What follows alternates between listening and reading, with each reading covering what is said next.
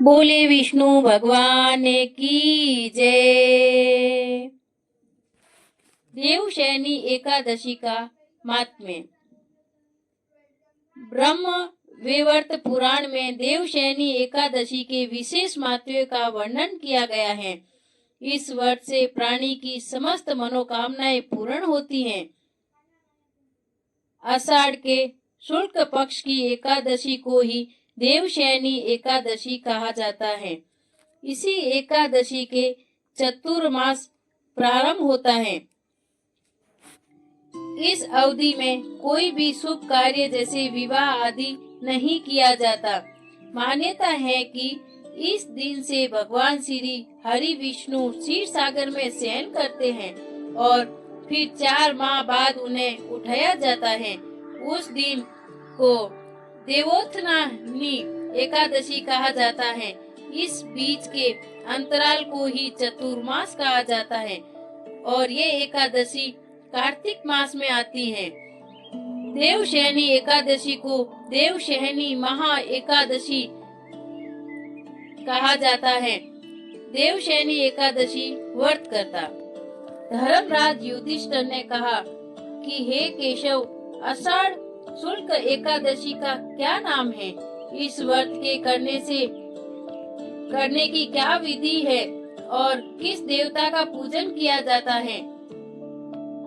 श्री कृष्ण कहने लगे कि हे युधिष्ठिर, जिस कथा को ब्रह्मा जी ने नारद जी से कहा था वही मैं तुमसे कहता हूँ। एक बार देव ऋषि नारद जी ने ब्रह्मा जी से इस एकादशी के विषय में जानने की उत्सुकता प्रकट की। तब ब्रह्मा जी ने उन्हें बताया, सतयुग में मानदाता नामक एक चक्रवर्ती सम्राट राज्य करते थे। उनके राज्य में प्रजा बहुत दुखी थी, किंतु भविष्य में क्या हो जाए ये कोई नहीं जानता। अंत वे भी इस बात से अनभिन्न थे कि उनके राज्य में शीघ्र ही भयंकर अकाल पड़ने वाला है। उनके राज्य में पूरे 3 वर्ष वर्षा न होने के कारण भयंकर अकाल पड़ा। इस अकाल से चारों ओर त्राही त्राही मच गई। धर्म पक्ष के यज्ञ, हवन, पिंडदान, कथा, व्रत आदि में कोई कमी छोड़ी नहीं गई। तब मुसीबत पड़ी हो तो धार्मिक कार्यों में प्राणी की रुचि कहाँ रह जाती है। प्रजा ने राजा के पास आकर अपनी वेदना की दुआई दी। राजा तो इस स्थिति को लेकर पहले से ही दुखी थे। वे सोचने लगे कि आखिर मैंने ऐसा कौन सा पाप कर्म किया है जिसका दंड मुझे इस रूप में मिल रहा है। फिर इस कष्ट से मुक्ति पाने का कोई साधन करने के उद्देश्य से राजा सेना को लेकर जंगल की ओर चल दिए। वहाँ विचरण करते करते एक दिन वे ब्रह्मा जी के पुत्र अंगिरा ऋषि के आश्रम में पहुँचे और उन्हें साष्टांग प्रणाम किया। ऋषिवर ने आशीर्वाद दिया और कुशलता पूछी। फिर जंगल में विचरने व अपने आश्रम में आने का प्रयोजन जानना चाहा। राजा ने हाथ जोड़कर कहा, हे महात्मन, सभी प्रकार से धर्म का पालन करता हुआ भी मैं अपने राज्य से अकाल का दृश्य देख रहा हूँ। आखिर किस कारण से ऐसा हो रहा है? कृपया इसका समाधान करे।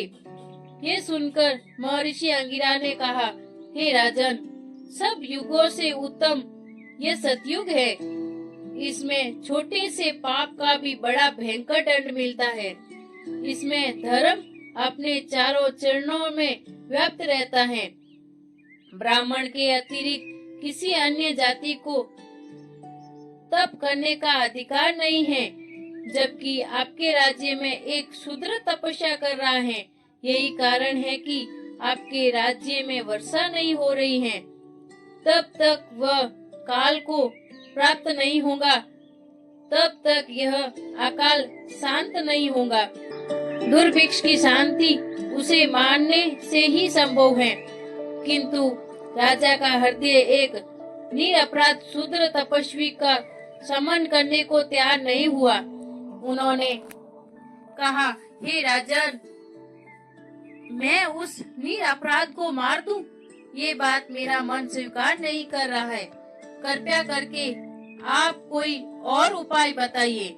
महर्षि अंगिरा ने बताया, आषाढ़ माह के शुक्ल पक्ष की एकादशी का व्रत करे।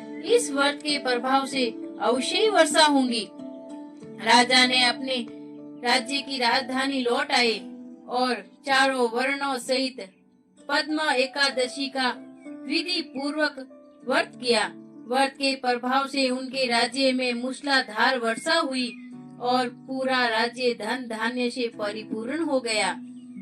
ब्रह्म विवर्त पुराण में देवशयनी एकादशी के विषय में विशेष महत्व का वर्णन किया गया है। इस व्रत से प्राणी की समस्त मनोकामनाएं पूर्ण होती है।